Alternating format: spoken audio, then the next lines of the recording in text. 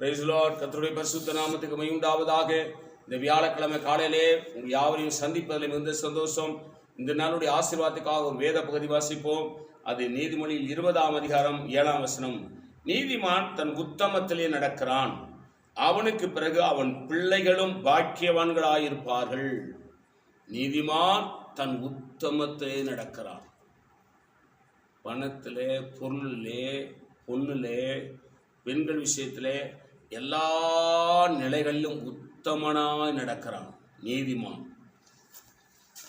அவனுக்கு பிறகு அவன் உத்தமமா நடந்தால அவன் பிள்ளைகளும் ஆசீர்வாதமாயிருப்பார்களாம், பாக்கியவான்களாயிருப்பார்களாம்.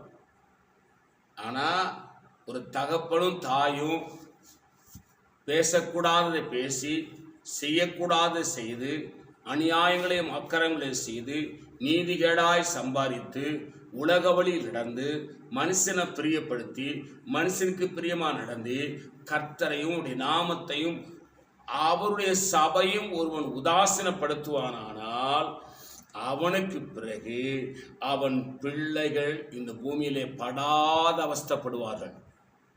ஆனால் உத்தமனாய் நடந்துட்டா அவனுக்கு பிறகு அவன் பிள்ளைகள் பாக்கியவான்கள், ஆசீர்வாதமாயிருப்பார்கள், சுகமாயிருப்பார்கள், வாழ்ந்திருப்பார்கள் என்பதை மறந்து விடாதீர்கள். நான் உங்களுக்கு ஆட்சேபிக்கிறேன். பரிசுத்த பிதாவே, எங்களோடு நீர் பேசின நல்ல வார்த்தைகளுக்கு ஸ்தோத்திரம். இந்த வார்த்தையின்படி எங்களை ஆசீர்வதி. இயேசு நாமத்தில் வேண்டிக் கொள்கிறோம் பிதாவே, ஆமேன். God bless you. கர்த்தர் உங்களை ஆசீர்வதிப்பாராக.